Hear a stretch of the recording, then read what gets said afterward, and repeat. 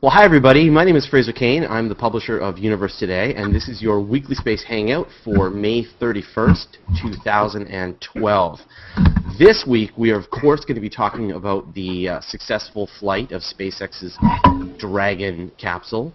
We're going to be talking about manned missions to Venus, nomadic planets, and the announcement of the square kilometer array. And we've also got a special guest this week, which is Robert Nemiroff from Astronomy Picture of the Day, and Bob is going to be showcasing some of the recent amazing pictures from APOD, as we call it in the biz. So joining us for our panel this week, we've got the sleep-deprived Alan Boyle from MSNBC's Cosmic Log. We've got Amy Shira Teitel from Vintage Space. We've got Jason Major from Lights in the Dark. And we've got Nicole Gugliucci, a.k.a. the noisy astronomer, Dr. Nicole Gugliucci. Got to get into the habit of that. And of course, as I mentioned, Robert Nemiroff from Astronomy Picture of the Day. But first, while we can sort of get any more brain cells left from Alan Boyle before he collapses from over-reporting, let's talk about the successful landing of SpaceX's Dragon. Well, Fraser, I don't think I'm alone in being sleep-deprived or kind of excited about how this all turned out. If you've been following the tweet stream, you know that after more than a week in space, the Dragon spacecraft by SpaceX returned today in a picture-perfect splashdown from its mission to the International Space Station, and it was the first commercial visit to the space station, also the first U.S. craft to visit the space station since the retirement of the shuttle fleet last year. And it's also the first commercial craft to return something from orbit, something like 1,300 pounds of cargo that was loaded aboard the craft and came down with the splashdown. So there's really not too much you can say beyond what the press kit said would have happened, because it was really a picture-perfect descent and splashdown from orbit. And a lot of people were saying when they saw those three parachutes pop up from the capsule and saw the capsule coming down, it really was a throwback to the days of Apollo. And who knows, maybe this is going to be a new age. We're going to be seeing a lot more of those parachutes over the next few years. SpaceX has a $1.6 billion contract to do 12 cargo flights like this to the space station. And within 3 to 5 years, SpaceX and other spaceship builders could be sending astronauts, U.S. astronauts, to the space station again. There's a little flag up there at the space station which was placed by the last shuttle crew, and that flag is going to the first private company that's able to carry U.S. astronauts up there. And so I feel like we're a good way down the line to somebody, whether it's SpaceX or somebody else, capturing that flag. So it's going to be an interesting 3 years. Let's hope it's not a bumpy ride. Let's hope it goes as smoothly as it did today. So, I mean, based on this, and also there was a recent announcement that SpaceX has won a contract for its first Falcon Heavy launch. Mm-hmm. So, I mean, have they, and at significantly lower prices than what anyone else can launch objects into space. So does it look like at this point SpaceX is about to take the whole field? Are they going to run away with launch They're the early leader, and early leader has a pretty good vantage point in the field. I don't know how maybe other folks have different feelings on this, but it's certainly SpaceX is going to be in the running. It's always possible for somebody like Boeing, which is also getting into the commercial space field, to catch up, and Boeing has been doing this for decades, and so you cannot write off companies like that, or like ATK and Astrium, all these other traditional players in the aerospace industry, which are just starting to get their feet wet. Right, but I mean their prices are half, quarter, significantly cheaper than any other launch provider out there. Yeah, you're talking about the old days. I think even the traditional players in the spaceflight industry are trying to take a page from this, and I think that you're going to find that the fact that SpaceX started it off with much lower cost than the traditional way of doing things is really going to get the competitive juices flowing, and you are going to see more competition in the aerospace field because of this. But maybe other people have some things they'd like to chime in on.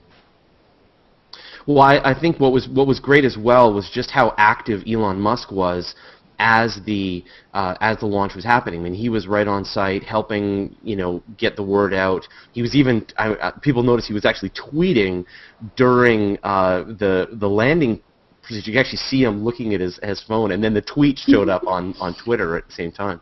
Yeah, Jason picked up on that. The whole event was very it was very meta. We're watching Elon watch the launch or watch the splashdown, and then tweet about it, and then the tweet came in, and then everybody who's watching him on Twitter tweeted about him tweeting. So and I said, I mean, come on, welcome to the future. Mm-hmm. We're watching a man tweet about his spaceship landing, and then reading the tweet and watching him do it. And I think, I mean, if the people at NASA are wondering how to sort of be able to connect with the public, I think, Elon just delivered a master class on how to do that, which is to be involved, to be out there, to inject his personality into the launch and connect that all together. That the exploration of space, even though this is just commercial, is about the human beings that are involved with the missions. And I think that was, if there's one lesson I hope that NASA and the other space agencies take away from this is how important it is to have these personalities involved, that it is human endeavor that's behind all of this spacecraft. So, phenomenal day. I wrote an opinion piece on Google Plus recently and just mentioned that I thought this is one of those days that's going to be remembered as the day that everything kind of changed. A lot of people gave me a hard time about it, but that's the way I feel. So I have a question for the panel. What is it exactly that SpaceX is doing that makes it so inexpensive? Is it materials? Have they made advances in materials? Is it computerization? What is it?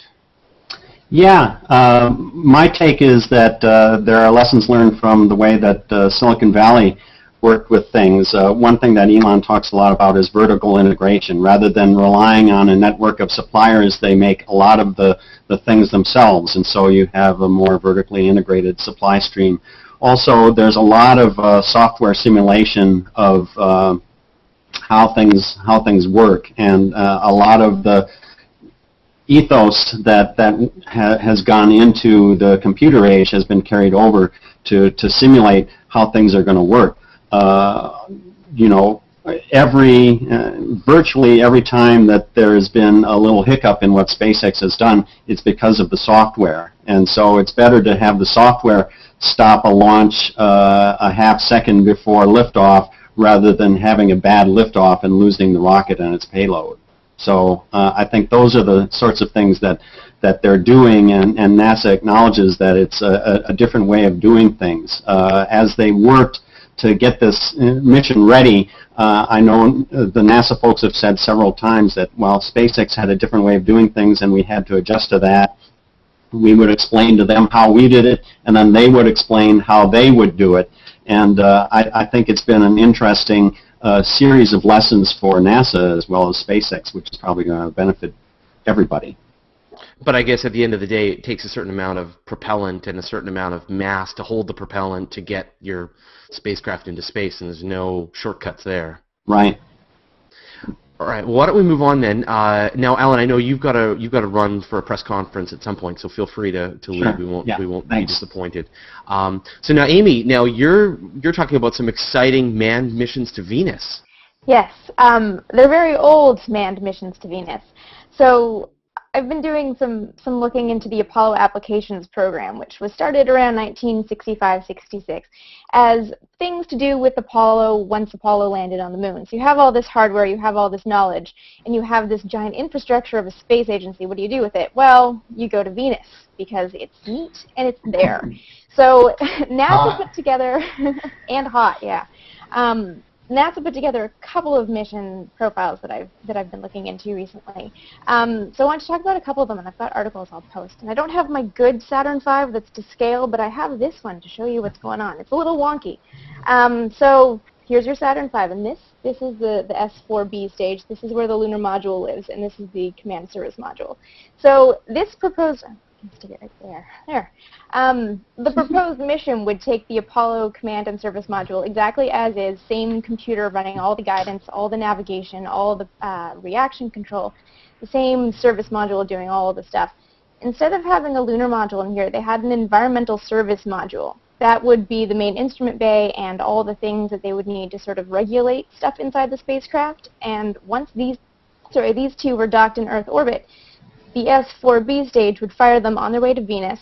They'd turn around and pick it up, just like they did the lunar module going to the moon, and then refurbish the spent rocket stage into a living and recreation quarters, because you need some recreation space on a 400-day mission to Venus.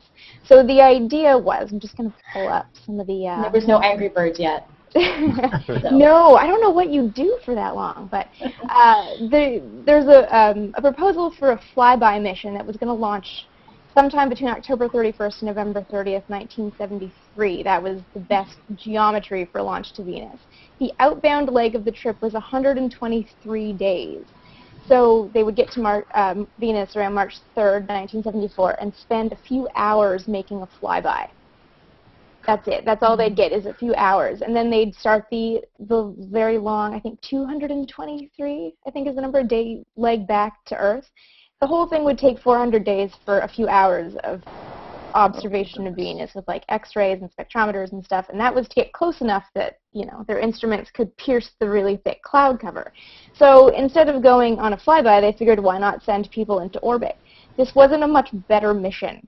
The proposal I read is about a 1980 launch, which is horrible geometry, but using Apollo propellants and Apollo hardware, they could do basically the same thing. The trip sort of average would be between 360 to 660 days, with a maximum of 100 days in orbit.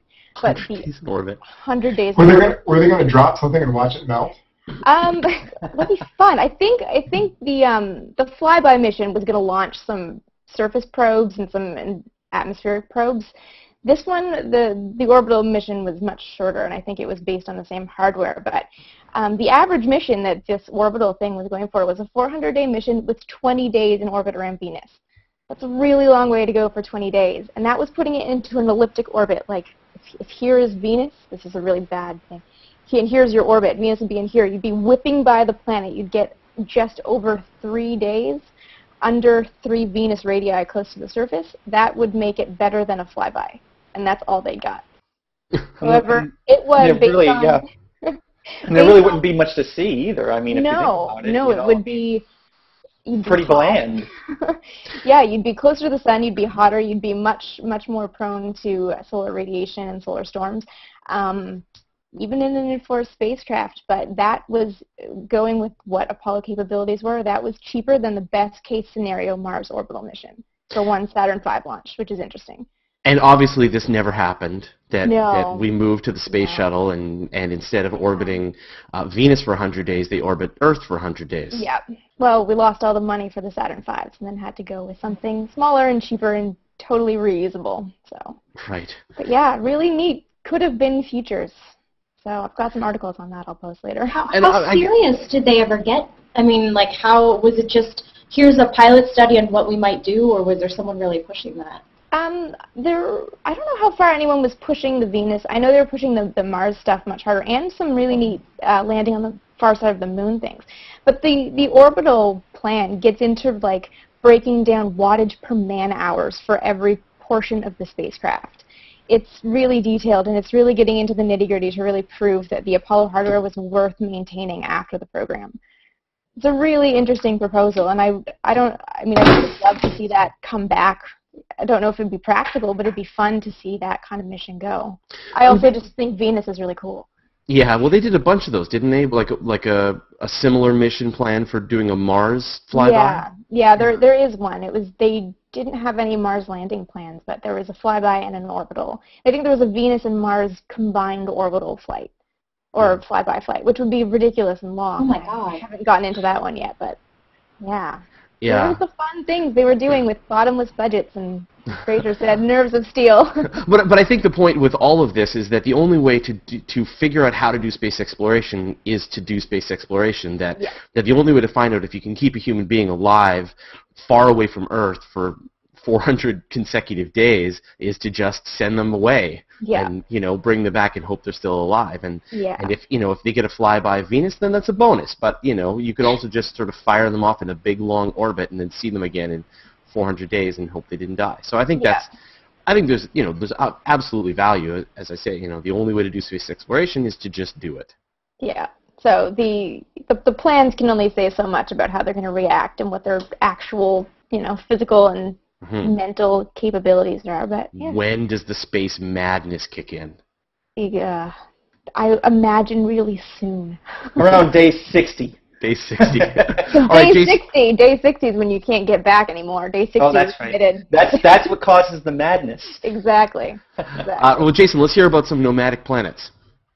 Okay, great. Well, when you think about planets, you typically have this image of a solar system, the planets orbiting a star, like Earth orbits the sun. But there's actually a lot of planets out there that don't have a sun to orbit. They drift through interstellar space, and there could actually be quite a lot of them.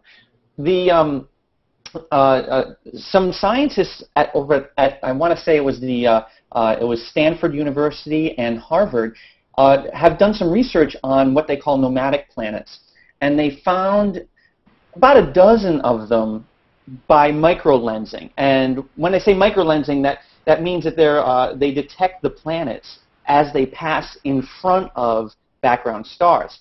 So by doing a little bit of math and saying, okay, well, how big are these planets? It turns out that the ones that they were finding they were figuring about Pluto size, which is pretty small. But when they started doing the math, they said there's actually a lot of these things out there. And as it turns out, there could be up to 100,000 of them per star in the galaxy. Now, you do a little bit more math, and you realize that that's really a lot of exoplanets, really a lot of nomadic planets out there. In fact, the number that they came up with was somewhere in the order of quadrillions. Now, I'm not a math guy, so I didn't really know what quadrillions were. So when I looked that up, I realized that quadrillions is 10 to the 15th. That's actually 1 followed by 15 zeros. And if there are nomadic planets out in the Milky Way galaxy alone, in that number, that's a lot of planets drifting out there. So the question is what type of worlds are these, and where did they come from? Well, there's 2 possible explanations as far as where nomadic planets come from. One, they could have been kicked out of solar systems as they were forming. There was a game online, or I say a game, there was a web app online where you can build your own solar system. I can't quite remember the name of it. You can build your own solar system, you put the parameters in, you say how many planets you want, how quickly they're going, and then you press play. And usually you end up watching all of your planets get kicked right out of your solar system because it's difficult to establish a stable orbit of more than 2 or 3 bodies. So it's quite possible that this has happened in the past along the timeline of galactic evolution. So as stars form and they form solar systems, planets get kicked out of them. Some of them stay, some of them go, and then maybe the stars come and go, but the planets that they left behind still drift through the galaxy. So that's why there's possibly a lot more nomad planets than there are stars. So you get these worlds drifting around. Oh, and another way that they can be formed potentially is by the coalescence of gas clouds, gas and dust, like how stars form. Except there is a lower limit on how big such a planet could be. So they figure approximately around Jupiter size is how small such a world could be. But on the other end of the scale, from things that are getting kicked out, there could be worlds that are Earth-sized, Mars-sized, possibly even Pluto-sized and smaller, drifting around out there. And the interesting thing is there could be heat inside of these planets. Now, even though they don't have a sun of their own, they don't have seasons, they don't have night and day, they're just drifting through eternal darkness out in the galaxy, they could have their own source of internal heat that powers them along. if that's the case, and there was ever water on these worlds, who's to say there couldn't be some kind of, you know, precursors of life inside the planets, inside these, you know, ice-covered, they call it a blanket, a heat blanket, ice-covered worlds with an interior heat source, possibly liquid water, drifting throughout the galaxy. And another interesting concept is that they could actually be ejected from the galaxy entirely. So who's to say these worlds aren't in intergalactic space? You get a world like this too close to a black hole, it's going to get flung out, and it's going to get flung out fast, potentially even leaving the confines of the galaxy entirely. So that's an interesting concept, and if you want to find out more about it, I have an article up on Universe Today now. It's called Worlds Without Suns, and it features a dialogue between 3 planetary scientists from the Kavli Foundation, which is a foundation over in California that sponsors the furtherment of science and astronomy. That's really cool. Yeah, I thought it was really cool, you know, because typically, as programs like Kepler and the ESO telescopes, they're looking out there for exoplanets and exoplanetary systems. There's potentially a lot more worlds out there that aren't attached to a sun and aren't orbiting stars. You know, there used to be an estimate that something like half the meteors were on hyperbolic orbits, meaning that they could have been coming from outside the solar system. But now they've got better data on that. It's actually hard to find one for sure that's on a hyperbolic orbit. So most of the meteors, and also most are right on the border between hyperbolic and parabolic, which means they were hovering out there. And I think the same is true mostly for comets. I don't think there's ever been a comet that's clearly been on a hyperbolic orbit, and that would be the lower end of these planets. But it's certainly, when you make a solar system, you're going to be throwing star system. You're going to be throwing a lot of these things out there. So it's right. I mean, it was hypothesized that at one point our solar system may have even lost the Neptune-sized world at one point. Mm-hmm. So, you know, where do these worlds go? Do they hang out in some distant orbit around the star that they were formed around, or do they drift out? Do they get captured by other solar systems?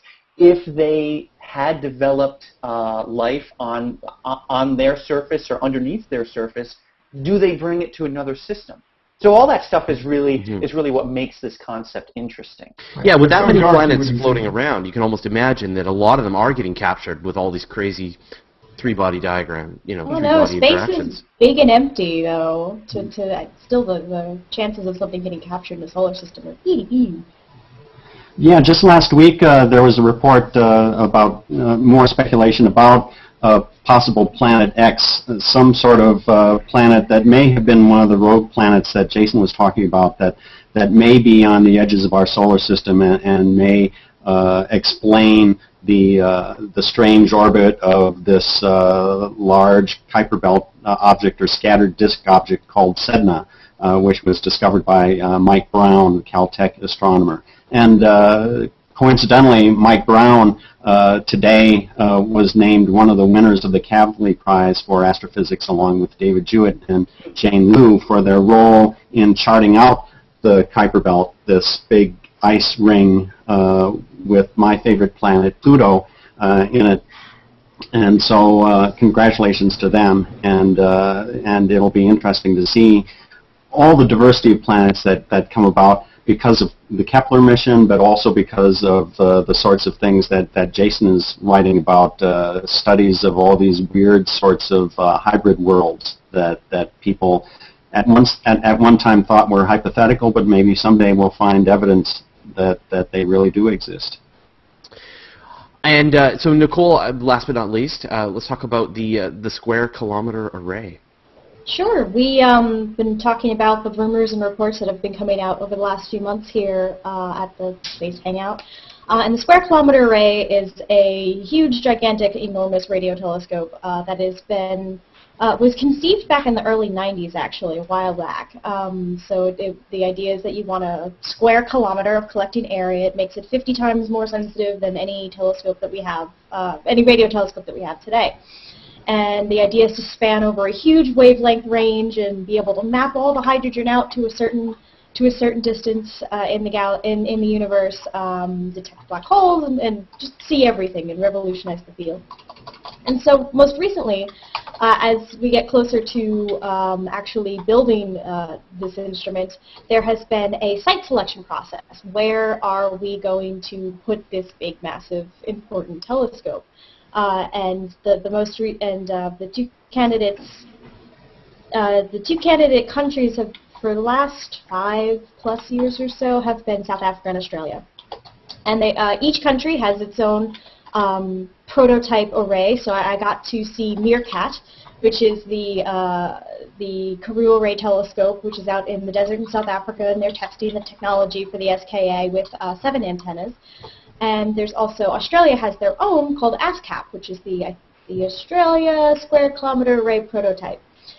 So both of these countries have written these huge long reports. They've tested their sites, and both the governments have been really putting a lot of money into these projects to try and get this big telescope at their site. And so the decision was finally made a few days ago, and the decision is both. We're going to split the telescope and put it in both sites. So this is actually not surprising to pretty much anyone who's been following this project along the last few years with any interest. So it was already decided several years ago that it's going to be too difficult to pick up the entire frequency range with one antenna design. And so there's probably going to be a low frequency antenna design and a mid-range frequency antenna design. So already the array was going to be split in that way. And it looks like that is what they're going to do. That's how they're going to use both sites, is the low frequency array is going to be built in Australia, and the mid-range, what they're calling the mid-range array, is going to be built in South Africa. And so they're using both sites. They're using the talent and expertise that has been built up at both sites, and obviously the money that both governments have been putting into it. And so it's seen as a very positive thing politically. However, it makes some people a little uncomfortable from the side of the science or the infrastructure costs, because now you're building up a huge observatory infrastructure in 2 locations, whereas you would have been doing it in 1 location if it was all together. Really, we have yet to see how it's going to play out in terms of observatory operations and all of that. But I think pretty much everyone seems pretty happy that both countries are going to be involved. This is a huge multinational project, and you don't want to see things break up as other projects have done that I will not name. We have seen some projects in radio astronomy break up because of site selection or or compromises made on things like antenna design to keep everybody politically happy as well as scientifically. But isn't a long baseline where you've got these 2 sites, isn't that a good thing in the world of radio astronomy? Well, when you get these really long baselines like that, you lose your sensitivity. And so for the projects that they're doing, I don't think there's been too much talk about actually linking the 2 sites. I mean, you're going to have two separate types of arrays, 1 in each site. They're not really meant to work together. Those really long baselines, there are some arrays, like the Very Long Baseline Array across North America, that is specifically designed to do that. But I don't think that's part of the SKA plan. The longest baselines are going to be across the Australian continent or across the African continent. Yeah, I mean, that's like, as soon as I heard that they were putting in both locations, that made me think, okay, great, they're going to be able to connect the 2 locations together and get a really long baseline. But if they're not going to do that, one long baseline does not much of a map make, unfortunately. Yeah, they have to be spread out across the globe in order to make a more filled-in. Right. I mean, if that's all. That made sense. And if you're going to take the square kilometer and you're going to spread it out, so you're both going to get the resolution and the sensitivity, then that seemed like it made a lot of sense. But if you're telling me that they're not going to be linking up these facilities, then that almost does sound more political, doesn't it? Yeah. Not to be cynical about it, but you're grateful to get a square kilometer of radio telescope. Hey, if they build this thing, I mean, it's a huge project. They're estimating it's a $2 billion project, and I'm sure that's an underestimate. I'm sure it's going to be so much more by the time this thing actually gets built in the 2020s or whenever. it gets finished. It's a massive undertaking, and I think we'll be happy. We're happy to see the science and technology that are coming out of the Pathfinder arrays, and that's great. And that's been great for science, particularly in South Africa. It's been really good for the science and education development in that country. They're getting so many more students involved in science because of that project. But to see this come to its fruition, you know, I'm still fingers crossed. I don't know what's going to happen. That sounds great. All right, well, why don't we move to our special guest, which is Robert Nemiroff from Astronomy Picture of the Day. And before we get into some of your really cool pictures, Bob, can you give us a history of Astronomy Picture of the Day for anyone who somehow doesn't know what it is? Okay, sure. So APOD, as we call it, you can find it at apod.nasa.gov. So we put up an image every day, and we put a hyperlinked explanation below it that we try to limit to a short paragraph. And so my office, I used to work, before I came to Michigan Tech, where I am now, I used to work at NASA Goddard Space Flight Center, and my office mate was Jerry Bunnell. And so he's still at NASA Goddard Space Flight Center. He works through the University of Maryland. And I don't know, I can tell you a story. So let's see, we had every summer, we were in a research group that studied gamma ray bursts, and we still collaborate on gamma ray burst research. So every summer, or at least once a year, our group leader, Jay Norris, would go away for a month, and he would build his ranch in Colorado. So although we much enjoyed doing gamma ray burst research, we took this month off, sort of, and just did wacky things. So it was like Wacky Month. So in 1994, Jerry and I started computing digits of E and square root of 2 and things like that, and it turns out we set the world record. And for E, actually, we didn't know until much later we beat Steve Wozniak. And so we were interested to check those digits to see if there was some kind of strange pattern to them, because there might be. Because there's another really long story why there might be. Because if there was some kind of, so if you went into the library and you started digitizing all the books where A is 01 and B is 02, or use ASCII, and you were to make one long series of digits, which is all the books in the library, you would look at it and say, hey, this string of digits is redundant. So I'm going to compress them. And so once you compress them, it becomes less redundant. Eventually, it looks like it's random. And it's actually very difficult to tell between pure randomness and pure knowledge. So we thought maybe the digits of E would be pure knowledge. All we needed was the key. But we couldn't find the key. But we did find a good random number generator, because we can use the digits of E. So that was in 1994. So in 1995, when Jay went away, we started we were brainstorming for wacky things to do, and we had these pretty good computers and a tremendous bandwidth in 1995. We had the thickest trunk around. And so we came up with ideas of what we could do. One is we could answer astronomy questions, and that was too hard because we're fundamentally lazy, right? So another thing is we could give out like gold medallions, like a website could go gold or something if it did a certain amount of business, but there was no way that we knew how popular a website was really, and also who would care what we thought, and also we didn't really have expertise in that. So the third idea was there's all these images that are floating around and being emailed to us. Here's some kind of image. We think it's from Hubble. Isn't it strange? And they were going without attribution. And we were seeing the web grow up, and it seemed like it would be a stupid web where people were just sending things around that they didn't understand. And we decided we didn't want a stupid web. We decided that we're going to take some of these images that are being sent around, and we're going to explain them. We're going to put a different one up there every day. And of course, people were worried we were going to run out of images. But we knew that the Ranger series took hundreds of thousands of pictures of the moon. So at worst, we would get really boring and say, this is crater number 15,408. See how gray it is? but we have not run out of images. And so the first day we did this, 14 people found us. We don't know how. How do you know who we are, where we are? And so eventually we wanted to get the site listed on the What's New on the Web page that would come out. I don't know, Fraser, maybe you might remember that. Yeah. Back in '95. So we saved up a good image for that day. And so then when Jay came back, we kind of kept it quiet. But he sort of found out, and to our good fortune, he kind of liked it. So we forgot to stop. So it's been going we're coming up on our 17th anniversary in June. And at this point, APOD is a complete and total traffic juggernaut. I mean, how many visitors are you guys getting every day? So we do over 1 million page views a day to the apod.nasa.gov site.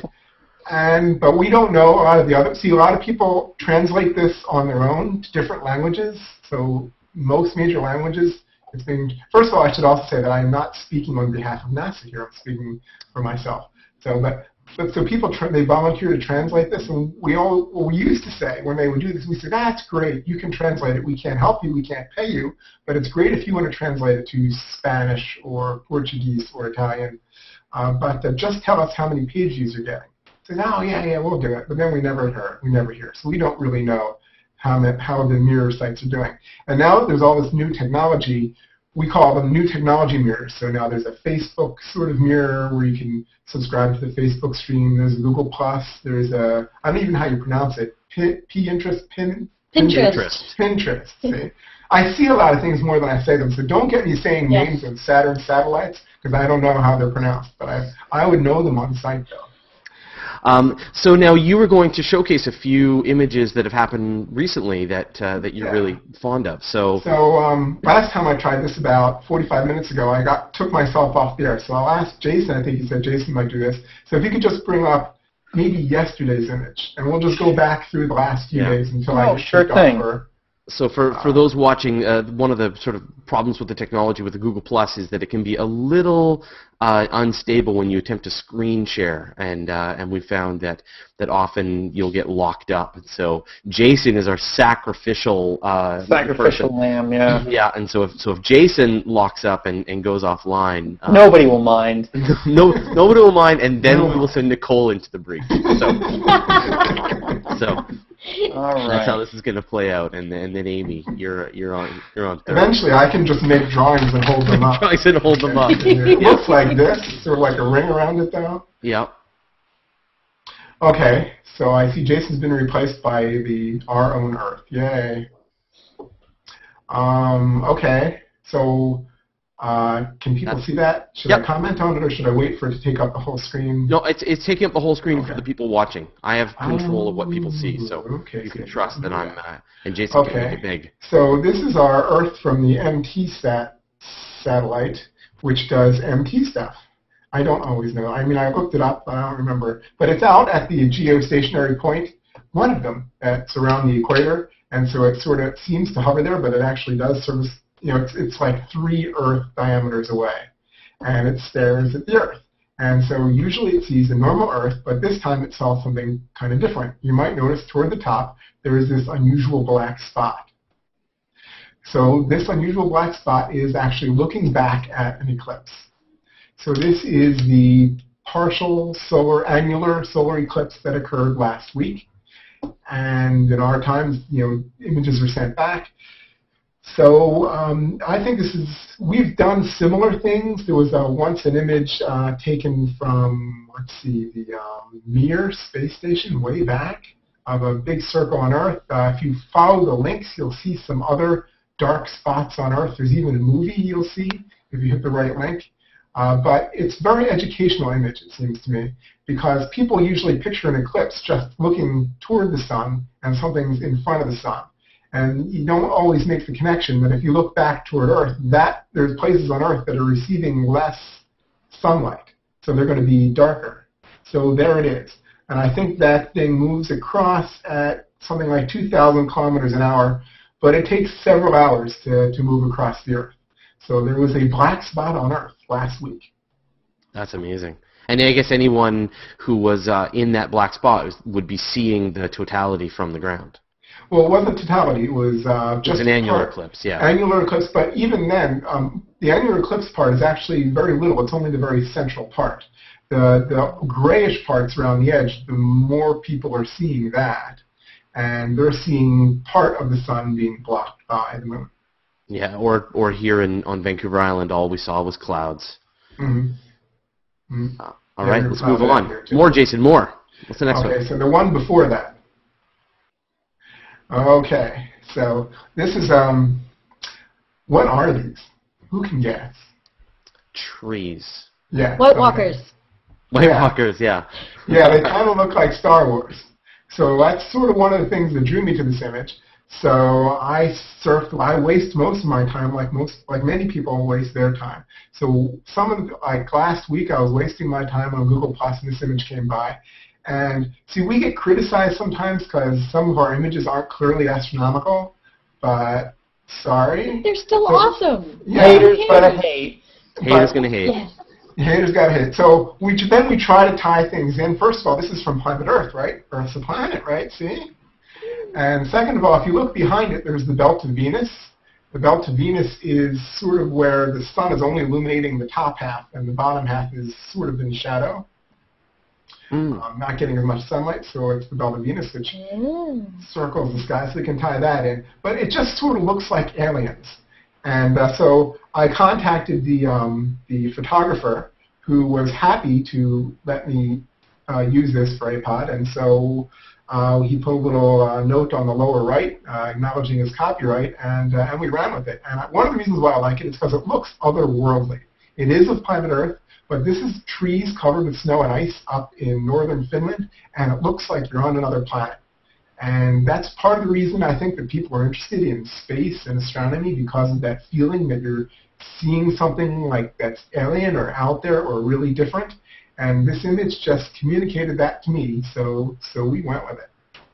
And, that's awesome. So I thought it was really cool. So we can go back for 17 years. Cut me off when yeah, we'll just do that. Buckle up, everyone. We're going to be here for 17 years worth of images. You're going to cut me off. All right, so which is fine. Okay, so this one was submitted to our. You can submit images. One of the ways to do it is through our discussion board, which is either the asterisk or Starship asterisk. So if you click on the discuss link on any APOD page through NASA, you get taken to this, and then people can submit images. So this one showed up there, and it was just really cool. At first, I thought there was some kind of grass at the bottom. But if you look closely at the bottom, you see that they are people. And there's actually an interesting story. Those are astronomers and park rangers in Arizona, I think. And they're explaining the eclipse to people who are actually watching the same eclipse that had the spot from the day before. So this is one of the really great images that came in from the eclipse. So was this actually like all in one shot, that the person yes. moved far enough away to get the sun in the scene and get those people in front of it? Yeah, there's astrophotographers who are very deep, very hardworking. They plan these shots for a long time in advance. There's a whole community of these people, and they compete with each other. And they've raised the level of astrophotography, amateur astrophotography, well past what it used to be in the past when sort of David Malin had the corner on the market. Now there's a lot of people they're now competing with each other to do videos, and so we're getting great images, better than ever before maybe, and great videos showing up many days. And so we just can't run them all, but they're just so cool. Yeah. So this is just a menagerie of silhouettes. It was actually the second one I saw. The first one I saw was nailed to the Associated Press, and I think it was run on National Geographic, and they're too hard to shake free because they're in the image business, so they make their money with images. So if you ask them if we can run it on APOD, they'll say, what? And undermine our business model. But fortunately, there's so many good astrophotographers out there, we can get something. And actually, after looking at this one, I thought this one was even a little better than the one that was famously put up by the AP on many other sites. I know the picture you're talking about. The one, it looks like they're like climbing up the side of a hill with the sun illuminating in kind of the same way. But I agree, this is really an amazing image. Keep going, Jason. You don't have to have lots of color. Some people think that here's one, lots of color, right? But you don't have to have lots of color to have a great APOD. It just has to take you on it has to hook you. We're looking for things that are educational, and we're looking for things that people are going to look at and say, what's that? And they just want to know more. From just looking at the image, you kind of want to know more. So that's the kind of stuff that we try to get as much as we can. Okay, in warming up for the last trip of Venus across the sun until the year 2117, I think, there was a previous one in 2004. But even before that, Mercury, which is closer to the sun, tries this out more often than Venus does. So Mercury is actually more of the gopher than Venus, which is so close to us that it rarely moves in front of the sun. So here, it was a little bit of a quiz. Yeah, see if you can find the little black dot, which is Mercury crossing the sun. So then you got the first one. You see it in the second one? So I know exactly where to look. So once you know where to look, it's like, oh, well, that's easy. But before you know where to look, it's like, well, I'm sure I can find it. I just don't know that I can't find it right now. So this is a little bit of a quiz, and it's a little bit of a warm-up for, we're trying to get everybody, as Universe Today, as everybody is, and this tremendously unusual thing of Venus transiting the sun, which has scientific return. Some people I would have guessed beforehand that there wouldn't have been a lot of science return, but it's something that people can participate in. So you can go out, next Tuesday, and if you have the proper equipment, you can actually see something that's really rare and really cool. You can see a member of our solar system do something very unusual, and this was big, big news a couple hundred years ago. They only just were able to predict it a few hundred years ago, but since then, people have been traveling out to see these things, and we're lucky to be able to see it in North America. And if you're not in North America, come visit. Okay. Let's see. Okay, so this is an Edgeon Galaxy that I did not. See, I usually do. I usually do 3 or 4 a week, and Jerry does the other ones. So I know a lot more about the ones that I do than the ones Jerry. Well, we'll keep moving. Let's move back then. So go back to the one before. I know what it is, but I'm not familiar with the so I know what that is too. Wow. But yeah, so these are really cool images that Jerry slotted. Jerry usually does the ends of the week. I usually do the beginnings of the week, and Wednesday is usually up for grabs. So the one before that too. This is a Jerry one that. So actually, sometimes we disagree. I wouldn't have run this one, but we're friendly about it. So the previous week there was an image that didn't have, what is that? Is that Ganymede or Europa? Europa. That's Europa. There was a previous image that was floating around the web that I saw that had, I didn't discover, that was put up by the USGS or something, that had how much water is there on the surface of planet Earth. And the oceans are comparatively shallow. So it's very interesting to see that there's really not all that much water on the surface of planet Earth. And it's also interesting to know that we don't know how much water is really under Earth. We suspect there's not all that much, but we don't really know. So there's all kinds of things about even the Earth that we don't know. But here was a real interesting graphic display of here's how much water that we know about on Earth. And we got lots of people in the discussion thing saying that even a lot of that is salt water. So if you were to do another little thing that is fresh water, it would be a little microscopic, hard to see little dot besides that. But in my view, you can actually desalinate seawater. It's just expensive. So water is water. It's just expensive. It's how expensive is it to make it drinkable. So this one is a demonstration that the Earth does not have the water monopoly of the solar system, that actually there's more water out in the outer solar system than there is in the inner solar system. And here we have one of the moons of, this is Jupiter, I think, that has more water that we know about than the Earth. All right, so Jason, why don't let's do one more image, and Jason, why don't you go back until Bob stops you for the ultimate image. This looks like a video. Oh, that looks like the Dragon launch. Yep, that's the Dragon launch. Yeah, we did the Dragon launch. What's the one before that? That's the annual eclipse. We'll stick with things moving in front of the sun. We'll just go with this one. This will be the last one then, if you like. So this is, people were posting all kinds of images, and some people think that if you just take a picture of the moon a little bit in front of the sun, that will make it on the APOD. But because of the tremendous competition now, you really have to have foreground objects. You have to have different image planes. You have to have sometimes different colors. So this has, several different image planes. There's the foreground plane, which is Texas, and then there's another plane where there's this windmill and in Texas, and then there's this brush in the foreground. There's another plane of images, which is the clouds, which is further out, and then there's another plane, which is the moon, and then there's another plane, which is the sun, and they all interact to create a sunset, which is kind of red, and it's just a very unusual sunset. So this is more or less of a classical one as opposed to the two that I showed later. But so we have people contributing to our galleries, and we're surfing the web looking for cool images, which is kind of fun to have, something to do, to be in charge of partly in charge of a website that does things like that. So we just have fun picking the cool stuff. So Bob, a couple of questions. And if a person believes they've taken a picture that they think is great for APOD, or they found their own image, what is the process they should go through? Couple ways to let us know about it. Just look on our webpage until you find our email addresses, and then just email it to us, or email us a link to it. Another way is to go to the * discussion forum, and there is a submission thread there. And in the submission thread, you can upload your image.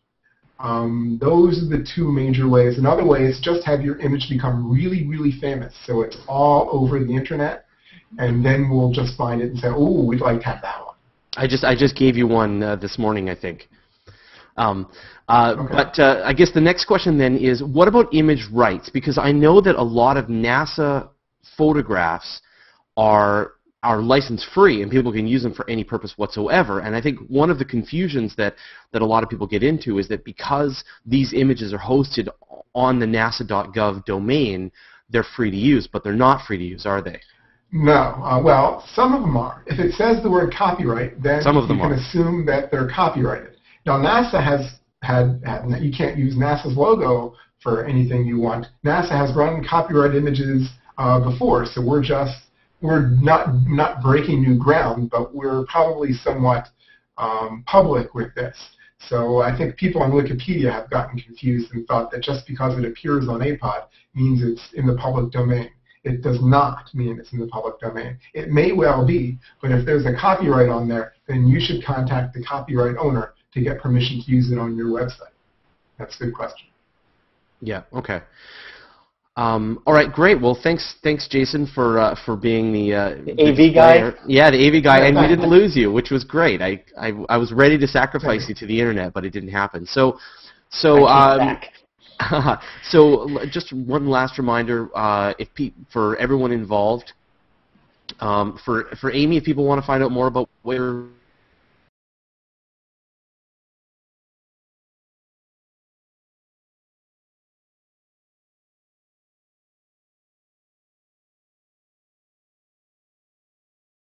and Jason. I've lost audio.